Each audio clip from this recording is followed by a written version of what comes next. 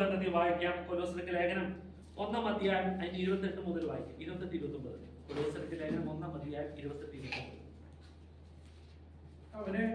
അവനെ ഞങ്ങൾ അറിയിക്കുന്നതിൽ ഏത് മനുഷ്യനെയും ക്രിസ്തുവിൽ തികഞ്ഞവനായി നിർത്തേണ്ടതിന് ഏത് മനുഷ്യനെയും പ്രബോധിപ്പിക്കുകയും ഏത് മനുഷ്യനോടും സകല ജ്ഞാനത്തോടും കൂടെ ഉപദേശിക്കുകയും ചെയ്യുന്നു.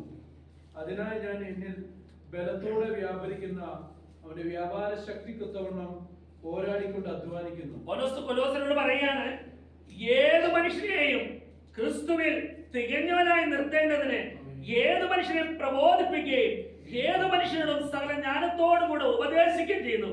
അതിനായി എന്നിൽ വ്യാപരിക്കുന്ന, പറയുന്നത് എന്താ? എന്നിൽ വ്യാപരിക്കുന്ന അവന്റെ വ്യാപാര ശക്തിക്ക് ഒത്തവണ്ണം പോരാടിക്കൊണ്ട്. ആമേൻ. ഇത് എന്നിൽ മാത്രം ഒതുങ്ങി നിൽക്കുന്ന കാര്യമല്ല. രക്ഷിക്കപ്പെട്ട് സ്നാനപ്പെട്ട് ദൈവത്തിന്റെ പൈതലായി തീർന്ന സകല വ്യക്തികളിലും എന്ത് വ്യാപരിക്കുന്നുണ്ട്? പരിശുദ്ധാത്മാവിന്റെ ശക്തി വ്യാപരിക്കുന്നുണ്ട്. ഈ ശക്തി മുഖാന്തരം നമ്മൾ എന്ത് ചെയ്തോളണം?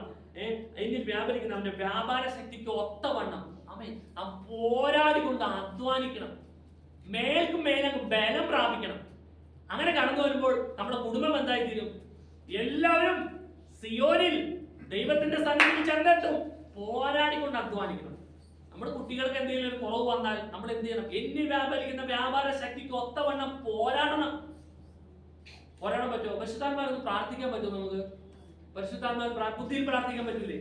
ബുദ്ധിയിൽ പ്രാർത്ഥിക്കാൻ പറ്റും. യാത്രയിൽ കൂട്ടിക്കണേ, പിന്നെ എന്റെ കാര്യങ്ങളൊക്കെ ചെയ്യണേ, ജോലി അനുഗ്രഹമായി തരണമേ, കർത്താവെ സൂക്ഷിക്കണമേ, പൈതലിന്റെ പഠന കാര്യങ്ങളെല്ലാം കർത്താവ് കൂട്ടിയിരിക്കുമേ, സഹായിക്കണമേ. എന്റെ ദൈവമേ, പരിശുദ്ധാത്മാവിന്റെ നിറവിൽ യേശുവിന്റെ രക്തത്തിൽ ആശ്രയിച്ച് പരിശുദ്ധാത്മാവെന്ന് പ്രാർത്ഥിപ്പാൻ എന്റെ കുഞ്ഞുങ്ങൾ കടന്നു പോകുന്ന ഇടങ്ങളിലെല്ലാം യേശുവിന്റെ രക്തത്തിൽ അതിന്റെ മുദ്രയിട്ട് ദുഷ്ടനായ പിശാച് കാണാതെ കേൾക്കാതെ തൊടാതെ സൂക്ഷിക്കുന്ന പരിപാലിക്കുന്ന കർമ്മയ്ക്ക് പരിശുദ്ധാത്മാവിലൊന്ന് പ്രാർത്ഥിച്ച് അവർക്ക് വേണ്ടി ജയമെടുക്കാൻ സാധിക്കും. നമുക്ക് പരിശുദ്ധാത്മാവിൽ പ്രാർത്ഥിക്കാൻ പറ്റുമോ? നമുക്ക് ആത്മാവിൽ ആരാധിക്കാൻ പറ്റുമോ? നമുക്ക് അങ്ങനെയൊക്കെ ആരാധിച്ച് കടന്നു പോകുമ്പോൾ നമ്മൾ ഉള്ളിലിരിക്കുന്ന വ്യാപാര ശക്തിക്ക് ഒത്തവണ്ണം അതിനോടൊപ്പം പോരാടാം. അതിനൊപ്പം പോരാടി ജയമെടുക്കാൻ സാധിക്കും. ഇന്ന് അങ്ങനെയാണോ നമ്മൾ ചെയ്യുന്നത്? നമ്മൾ നമ്മോട് ചോദിച്ചു നോക്കി. പരിശുദ്ധാത്മാവ് ഉള്ളിലുണ്ടെന്ന് നമുക്ക് നല്ല ബോധ്യമുണ്ട്. ആ പരിശുദ്ധാത്മാവിനോട് നിലവിലാണ് അതോ എന്റെ ബുദ്ധിക്കാണോ ഞാൻ ചിന്തിക്കുന്നത്? ഒന്ന് ആലോചിച്ച് നോക്കിയേ. എന്റെ ബുദ്ധിയാണോ കൊണ്ടുവരണേ അതോ പരിശുദ്ധാത്മാവാണോ ഇടപെടണേ? ആരിടപെടണേ?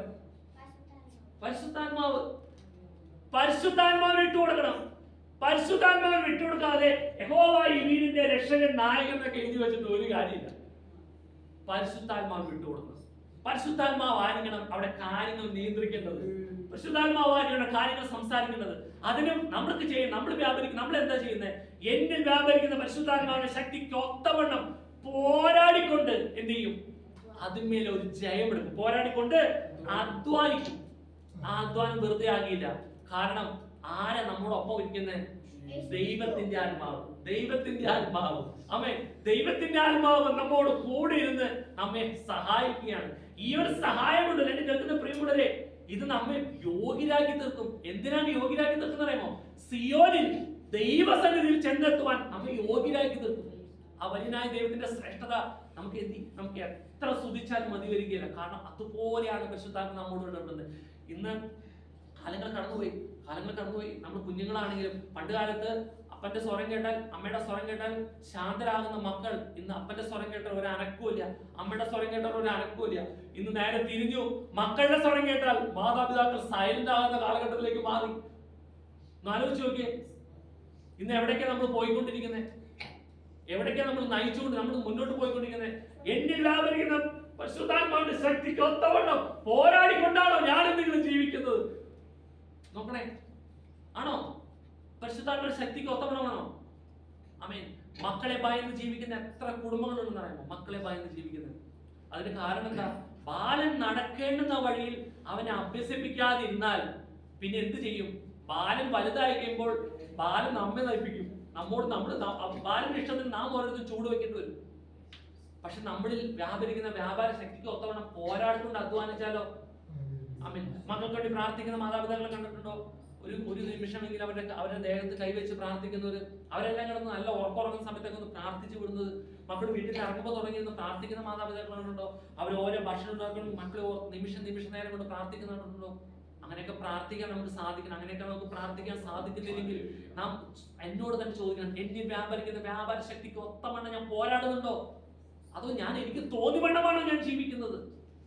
പോരാടിക്കൊണ്ട് അധ്വാനിക്കണം. ഇവിടെ കൊലോസിലുള്ള ബന്ധത്തിൽ അങ്ങനെ പോരാടി അധ്വാനിക്കുക. നമുക്ക് നമ്മുടെ കുടുംബത്തോടുള്ള ബന്ധത്തിലെങ്കിലും പോരാടി അധ്വാനിക്കുക.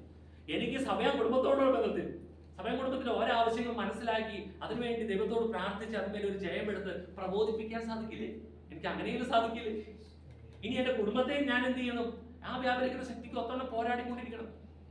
കുഞ്ഞുങ്ങളെ സ്കൂളിലെ ഓരോ പ്രോഗ്രാമും കാര്യങ്ങളൊക്കെ പറഞ്ഞ സമയത്ത് ഞാൻ കൊച്ചുങ്ങൾ വന്ന് പറയാം, ഞാൻ പോകുന്നില്ല, പേരൊന്നും കൊടുത്തിട്ടില്ല.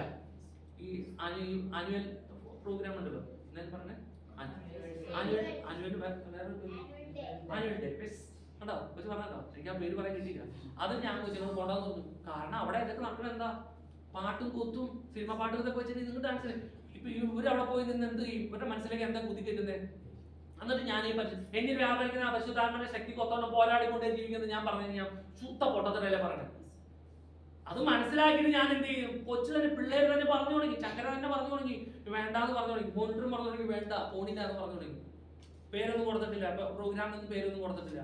കാരണം പേര് കൊടുത്ത മറ്റേ കുട്ടികള് അവിടെ വന്ന് എണ്ണി എണ്ണി സ്തുതിക്കാന്നുള്ള പാട്ടാണ് അവർ പാടുന്നത്. അവർ ആ പാട്ടല്ല പാടണേ, ആ സിനിമ പാട്ടാണ് പാടുന്നത്. കൊച്ചു പറഞ്ഞോ, അവര് സിനിമ പാട്ടാണ് പാടുന്നത്. അപ്പൊ ആ പാട്ടിനെ ഒത്തോളം നമ്മുടെ കുഞ്ഞുങ്ങൾ താളം വെച്ചിട്ട് ഞാൻ എന്താ ബാലൻ നടക്കേണ്ടത് അവിടെ അവനെ അഭ്യസിപ്പിക്കാതെ എന്തിന്റെ അടിസ്ഥാനത്തിൽ ഞാൻ പറയുന്നത്?